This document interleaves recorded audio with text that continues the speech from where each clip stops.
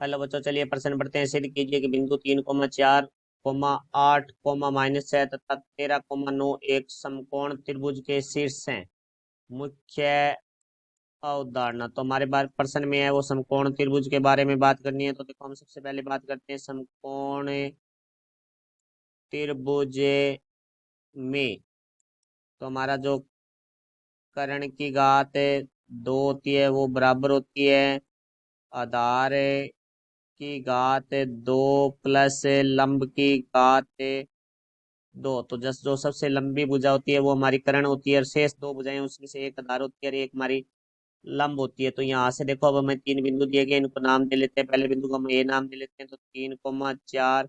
दूसरे बिंदु को हम बी नाम दे लेते हैं जो कि 8,-6, और तीसरे बिंदु को हम सी नाम दे लेते हैं जो कि हमारा 13,9। तो अब देखो भाई, हमें समकोण त्रिभुज शीर्ष करने के लिए इन मध्य बिंदुओं के मध्य दूरी निकालनी होगी। तो हमें दूरी के सूत्र की आवश्यकता होगी। तो दूरी बराबर हमारा होता है वर्गमूल x2 - x1 की घात दो प्लस y2 - y1 की घात दो। तो पहले ए और बी के मध्य दूरी निकालेंगे। तो ए बिंदु ले लेंगे 3,4, तो बी बिंदु हम ले लेंगे 8,-6।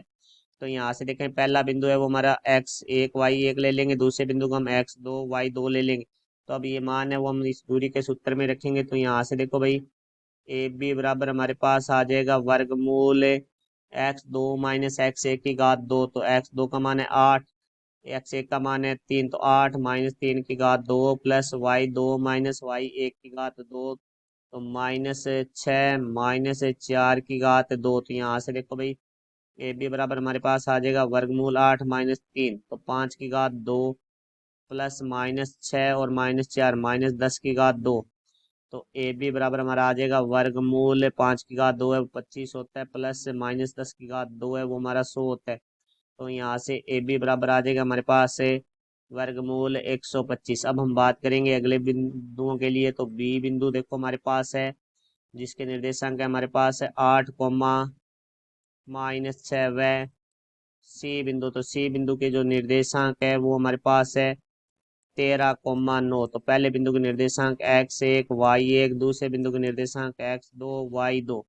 तो यहाँ से देखो भाई, बी सी निकालेंगे तो बराबर हो जाएगा हमारे पास वर्गमूल x2 - x1 की घात 2, तो 13 - 8 की घात 2 प्लस y2 - y1 की घात 2, 9 माइनस और माइनस प्लस 6 की घात 2। तो यहाँ से बी सी बराबर हमारे पास आ जाएगा वर्गमूल 13 - 8, 5 की घात 2 प्लस 9 और 6, 15 की घात 2। तो यहाँ से देखो, बी सी बराबर हमारे पास आ जाएगा वर्गमूल 5 की घात 2 है वो हमारा 25 हो जाएगा, प्लस 15 की घात 2 है वो हमारा 225 होगा। तो यहाँ से देखो भाई, बी सी बराबर हमारे पास आ जाएगा वर्गमूल 250 इकाई।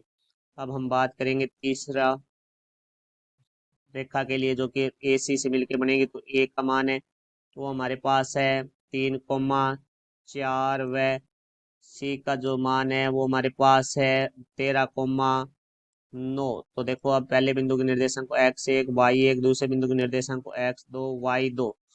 तो यहाँ से देखो भाई, अब ए सी निकालेंगे। तो ए सी बराबर हमारे पास आ जाएगा वर्गमूल x2 - x1की घात 2, 13 - 3 की घात 2 प्लस y2 - y1की घात 2, तो 9 -4 की घात 2। तो यहाँ से देखो, ए सी बराबर हमारे पास आ जाएगा वर्गमूल 13 - 9, 10 की घात 2 प्लस 9 - 2, 5 की घात 2। तो यहाँ से देखो भाई, ए सी बराबर हमारे पास आ जाएगा वर्गमूल 10 की घात 2 है वो 100 हो जाएगा, प्लस 5 की घात 2 है 25 हो जाएगा। तो यहाँ से ए सी बराबर हमारे पास आ जाएगा वर्गमूल 125। तो यहाँ से दोनों तरफ वर्ग करेंगे तो ए सी का वर्ग आ जाएगा हमारे पास है 125। अब देखो, यहाँ से हम ए बी का वर्ग निकालेंगे। तो ए बी के वर्ग के बराबर है, क्योंकि ए बी का मान है वर्गमूल 125। तो 125 की घात 2। तो यहाँ से हमारे पास है ए बी बराबर आ जाएगा 125। अब हम बात करेंगे बी सी के वर्ग के लिए। तो देखो, बी सी का वर्ग है वो हमारे पास हो जाएगा वर्गमूल 250 का वर्ग। तो यहाँ से बी सी की घात 2 बराबर हमारे पास आ जाएगा 250। तो अब यहाँ से देखते हैं हम